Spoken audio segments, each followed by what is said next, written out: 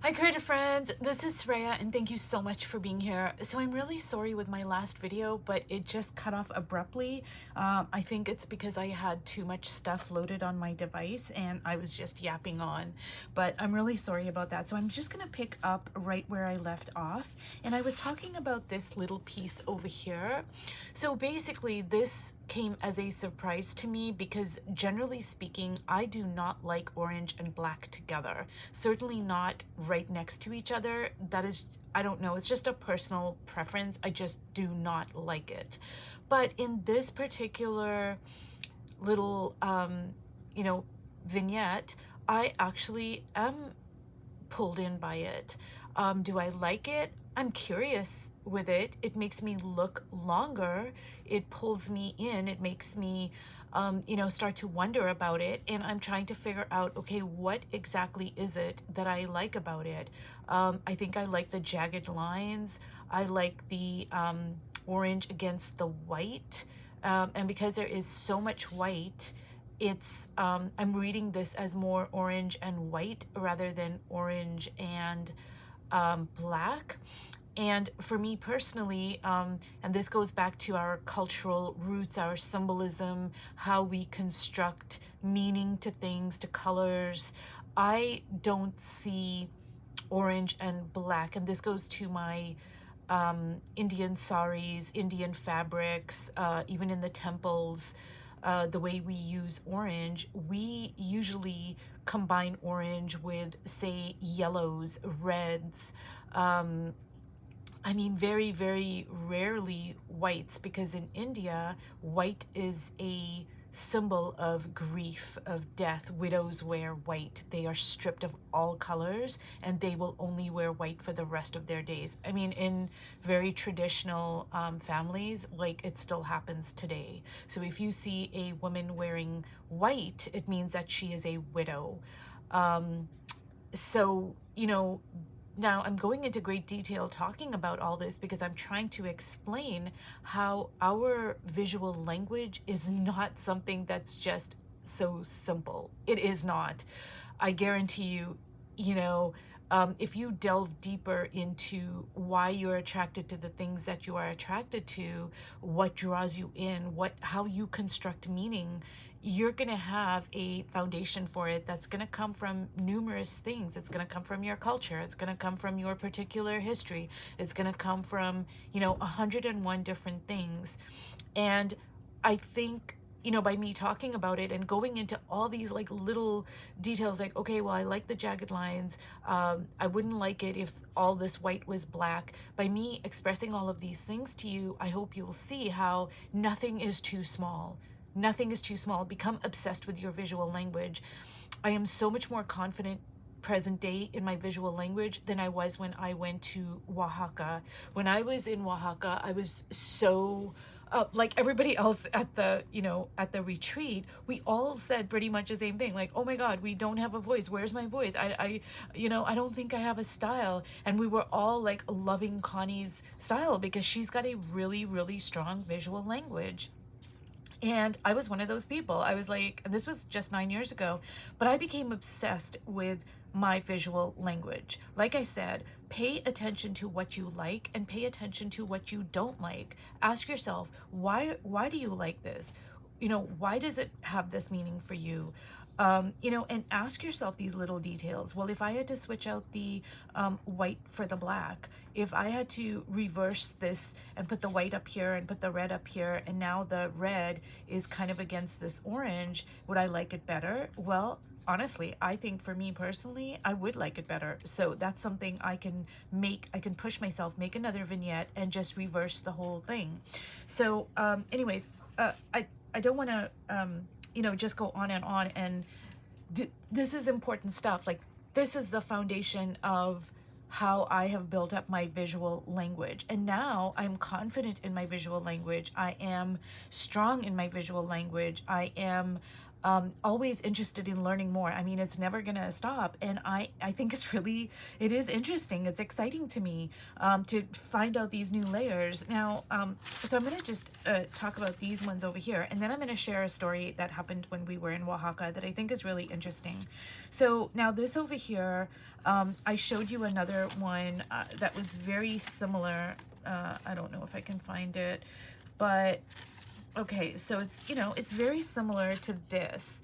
I don't particularly like this. Like, it's just blah. I mean, I don't dislike it, but there's nothing really calling me in. Now, this is a little bit reversed because this, is over here, but basically it's kind of a similar sort of a situation. But I put these lines here now, so I like it a little bit more. Am I still like, you know, gaga over it? Well, no, I'm not. But, that tells me something about myself too. So, yeah, this here is just, there's nothing about it that appeals to me, like absolutely nothing. And that's important for me to know as well. Now over here, this is very interesting. So this is what I mean about when you make these little vignettes, push yourself. So at first, what I did is I just did the red and the black. And I did divide the space. So it was red, black, plain white. And I do like the curve, but I was like, there's nothing really pulling me in to this.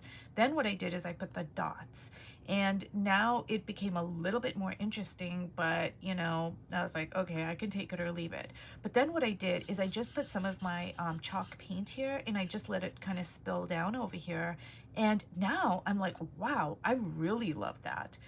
I love the really light value juxtaposed with the dark value. I love the curve. I love red, red, red, obviously. So what I'm trying to say by, showing you this is just push yourself. So, make a vignette and then go, okay, do I like it? Do I not like it? Okay, I don't like it. Okay, why don't I like it? And really parse it. Write down in your studio log. Eventually you might get to a point where you don't need to write things down. But in the beginning, when you are trying to find your style, strengthen your visual language, yeah, write everything down, every minute detail, write it down, and parse it, like really examine it, become obsessed with it. When you go for a walk in nature, pay attention to what you like, pay attention to the lines, the colors, the values, like everything is a teacher, and it's going to inform you about what forms the structure of your visual language. So I'm going to show you how I have applied some of these vignettes, and this is all kind of, I've just done this in the last few days, so I haven't had a chance to work on it too much, but I have some interesting things have come out of it. But first, I want to just tell you a quick story about when we were in Oaxaca. So basically what happened is we were talking about, Connie was talking to us about, our style, our voice, visual language, etc. And because everybody was kind of saying the same thing, so we spent, a morning talking about it, honing in on it. And she did an exercise that she says she does with all of her classes, all of her retreats. Because I think as artists, I think we all have this same kind of, oh my God, like I don't have a strong style. Like, what is my visual language, etc. So basically what Connie did is she put a whole bunch of little cutout pieces of art. So, everything from, say, Greek statues, David, Egyptian statues, Egyptian art, all the artists like Van Gogh, Modigliani, Klimt, I mean, just everything, okay? They were just like little cutout pieces, and there must have been like 200, 300 pieces all spread out on a table. And she said, okay, the world is going to end. It's going to end in 20 seconds. You only have like 20 seconds or whatever it was to save as many pieces of art as you can. Otherwise it's all going to be destroyed. Okay. So we're like, what the frick? I mean, oh my God. Right. So we all go in there, we pick, the pieces of art that we just have to save. Like we have to. Okay. So for me personally, I mean, of course I picked a Van Gogh, of course the Sphinx, etc. So we go sit down with all this art, that we only had this very limited time to save. And Connie said, look at the pieces of art that you have saved. And I can guarantee you, now this is Connie speaking. She goes, I can guarantee you that all of the pieces of art that you saved, that all forms your visual language. You are attracted to that for a reason. And it taught me a lot about myself. And yes, lo and behold, every single piece of art that I had saved, from the Sphinx to Cézanne to Van Gogh, those are all the foundation of my visual language. And it was true for everybody. And Connie said it never fails. She's been, teaching classes for who knows how long. And she goes, she always does this exercise and it never, ever fails, ever. So yeah, we are attracted to our visual language. So this is a good exercise for us to do. Just go through magazines, go through books, go through whatever. Pick out things that you like, that you are drawn to, that resonate with you, that bring up some sort of emotion, curiosity, even repulsion, because, repulsion tells you something too. And just really examine it and see, like, what is pulling you in? What is keeping you there? Anyways, sorry, you guys, I'm just going on about it. But it's very, very important for us to know what our visual language is. And there are ways that we can strengthen it, hone in on it, and even expand it. Our visual language, things may change as we move along. But I want to show you this over here, which is very interesting to me. So basically, this is my Medial Women art journal. And what I did is okay, so let me get these pieces here and try to find this particular one. I'm going to bring it up closer, but so can you see how I replicated? So this sun over here, I'm going to bring it up closer. That sun is like I replicated that. See the lines and the curve and the red, and I am so over the moon. I love it. I love it. I love it. Like, I am really loving this sun. It is just everything to me. Now, another thing that I did is initially, and I think I even said this, I don't remember, but I showed you this book like a couple of videos before, and I was going to put like red or a bright color over here, but by me doing this vignette, and I have another one here, I actually went with this gray and I'm really loving it. Now I'm thinking, maybe I want to make the background white. Whereas before I was thinking I was going to make the background red. But now I am thinking, you know what? I am going to replicate that because I really love the gray against the white. It's just so peaceful to me, so calming to me, etc. So I think I'm going to go with a white background. Well, maybe not a white, but maybe a white, or maybe my, cashew. So I don't, but that's the way I'm feeling. So I wanted to point that out. And then over here, this is a very interesting little thing that came up. So what I did is I really love this.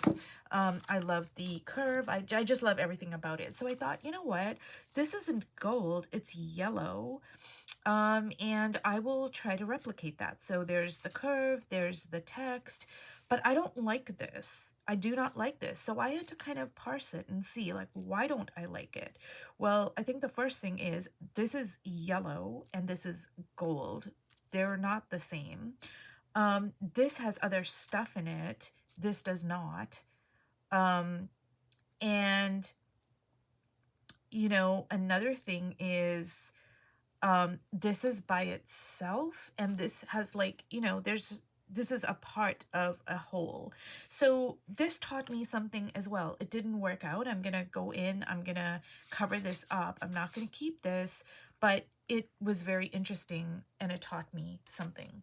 Now over here, I wanted to show you this over here, and you can replicate things or things can morph. Either way, this is your visual language. This is all your stuff. And I cannot recommend this highly enough, you guys. It's going to teach you either way. let me see. Oh my goodness, I can't find it. Oh, here it is. So I remember talking about this, and I remember pointing out Klimt. Like, I love the way he uses black and gold, but I have not really used black and gold. So what I did is I put this gold down, and then I covered it up with my cashew. And what I think I'm gonna do is I'm gonna go back in now, and I'm gonna apply this gold. And this is black, and I might add these little dots here, but I am really loving it. This was not this color prior to me doing this exercise. This was a completely different color. And now I'm really loving the way this looks so much better than it was. And this is my inspiration for it. So do you see how you can just use these cards in so many different ways? Anyway, you guys, I could be yapping about this forever. So I'm gonna say goodbye, and hopefully that this has been helpful, and I will see you in my next video. Bye.